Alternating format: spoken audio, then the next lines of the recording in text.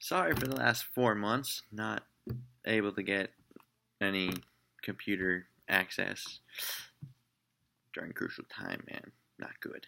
Never good. But anyway, let's pick up let's start off with the said preseason recap, I guess, so far with the fourth game being played tomorrow night. Let's just start with the starters here. The starters look very solid. Very, very solid. Outside of the the offensive line did play well. They only allowed one sack. Problem with it would be Loadholt, obviously, with his Achilles out. But I think the Loadholt injury was okay because now we get the young guy in there and Clemmings in there. With Clemmings in, we have, I think, more options with this. Because now with Clemmings getting the correct amount of playing time, now if Khalil ends up being horrible again, we can get rid of him. We can try to move Clemmings over to the left side and see what we can go from there. Maybe we can just flip Mike Harris back to right tackle. Instead of playing him at guard, maybe we can just add a guard.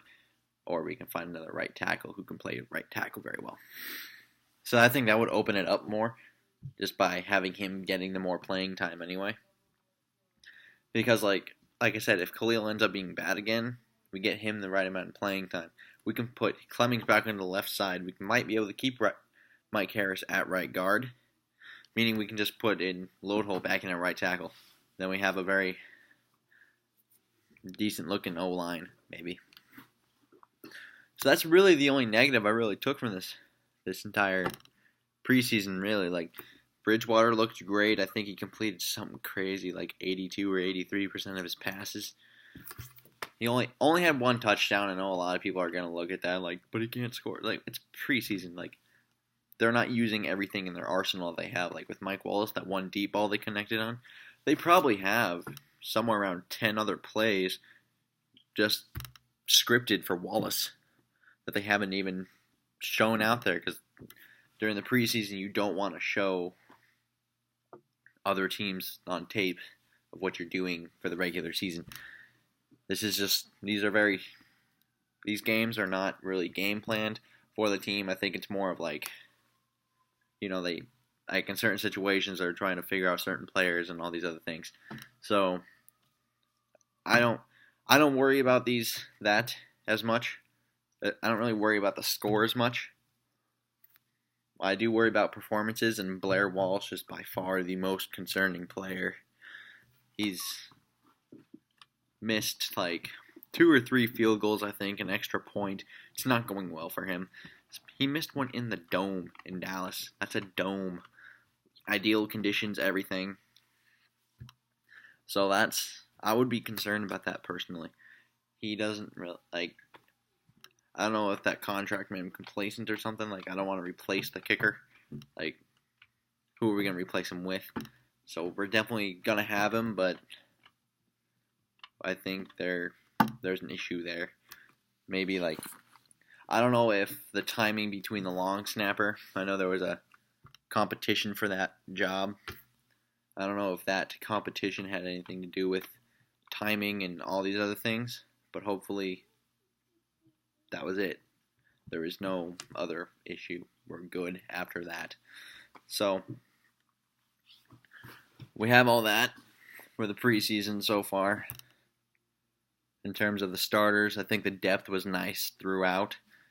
The O-line, I think, can get a little bit deeper, especially with the Barkowski Barkowski, I think, was waived the other day. Correct me if I'm wrong on that, but I know he was also injured. So he was injured, so was Loadholt. We had Sullivan out with back spasms a little bit. So the O-line is looking a little right now. Excuse me. But I think the rest of the team is okay. I don't know if Patterson's even a factor anymore on offense, to be honest with you, because Diggs has done pretty well. He has the rookie coming in. Thielen, he's Thielen. So, he's he's consistent, but more of a special teams player. Then you have Wallace, who is our big play threat. Then you have a potentially breakout guy in Charles Johnson. Now, I really love our tight end situation. I love the tight end situation. because Rudolph is made of glass practically at this point. He's injured almost every year. So then they have another athletic guy in Michael Pruitt. I like Pruitt. Pruitt is nice. He is, because he has the size to be a blocker. He has the speed to run past linebackers, and he has enough productivity in college in order to prove that he can do those receiving things. He had like 81 receptions, about 850 yards, and 13 touchdowns last year, I think, in his last year of college. Insane numbers for a tight end. So, once you factor him in, along with Chase Ford and Rhett Ellison, now I don't know if all of them are going to make it. Unless because some of them can play that fullback position, that fullback, H-back kind of thing. So I don't know if we'll carry a fullback. Like, Zach Line may give them a hard choice on that. But I think Ellison could actually come in and do that very easily. So I don't know. I think it's more between, if they really need that. Because Zach Line is a converted running back. So he's been struggling with the entire blocking part, lead blocking, things like that. Ellison has proven to be a very good blocking tight end. So we can just put him into that spot maybe and then still get some receiving ability out of it. So that wouldn't mind me. And a little side note on the quarterbacks. I don't know if they're going to keep 3, but I kind of hope they do. I don't know who they would cut off, but if they do keep 3, I would not mind it. Because I think Taylor Heinicke can develop into a really nice backup. Because Sean Hill is ancient. We're going to have to do something with that. And with Heinicke learning behind both Hill and Bridgewater, I think we have a potential decent backup in Heinicke. I know he doesn't have the arm strength, but he was deemed as a timing quarterback coming out of college. And that's exactly what North Turner's system is. It is vertical down the field, but it is also a lot of timing routes. So I think Heinicke fits in well. Defensively, that linebacker position, I didn't think we were that loaded, but we were. I think the 3 starters will end up being Anthony Barr, Gerald Hodges, and Chad Greenway on the weak side. And then during nickel packages, we'll put in Kendricks on that weak side linebacker spot and take out Greenway. I think that's how that's going to go. So, on that linebacker thing, I don't know what. I think Audie Cole is going to serve as a great backup as he has in the past. If someone goes down, he can fill in for both outside linebacker spots or the middle, and he'll be productive. He's a great guy to have in case one of you guys go down. He's great at that. And then the safety spot, I don't know if that one has a favorite right now, to be honest with you. Because he's been Blanton. He doesn't really do anything too great or too bad. He's been, respectful in what he does, I guess, but he's not going to make the big play usually or do that great big hit or any of those things that Exum will do, but Exum is less consistent. So I think Blanton would get the edge over him strictly because of his inconsistency, and I think he had a little bit of an injury which kept him out of a game or two. So that would look a little meh. And then sticking with the secondary, Trey Waynes.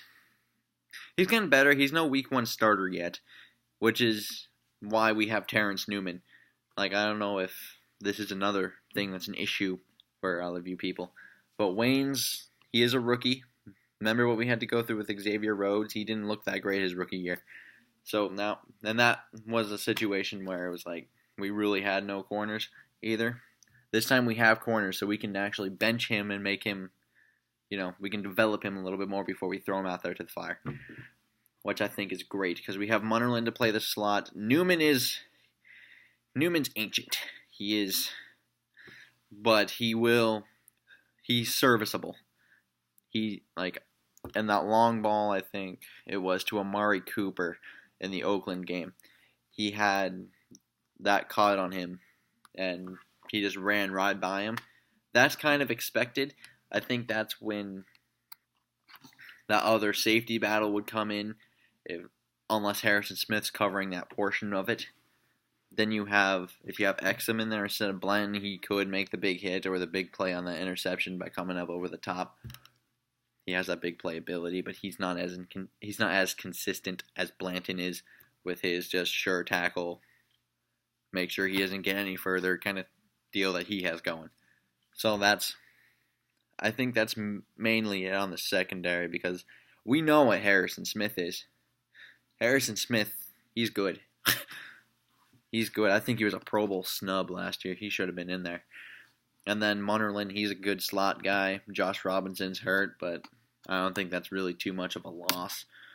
If anything, I think that might help Waynes in getting onto the field, which could put in some valuable playing time for him in those 4 corner packages that we could use. Let's see, is there anything I passed over? The running backs, we have Peterson, so I think we're good there. McKinnon will come in on the 3rd downs. Asiata could come in for goal line, I guess, but I don't know why you would do that with AP back there. You can go to a jumbo package. Unless he's playing fullback, Asiata the fullback, you never know. He has more burst to him this year. I don't know if any of you guys noticed that. But he has a burst that he didn't have last year, which I think would have helped last year so much more, because he was actually playing then. Now he's not really going to, he's going to be really crunched for time, just basically on special teams for the most part, and maybe if there's an AP injury, he'll come back in. So that's really it on that. Like, we have Dominique Williams and DeJuan Harris on the roster right now, I believe, as well, but I feel like both of those players are practice squad type of players, and I'd prefer Williams over DeJuan Harris. That's just my personal preference, though, but it's also practice squad, so I'm not going to be all over that. I think that's it for right now. I think that's it. Very well. See you next time.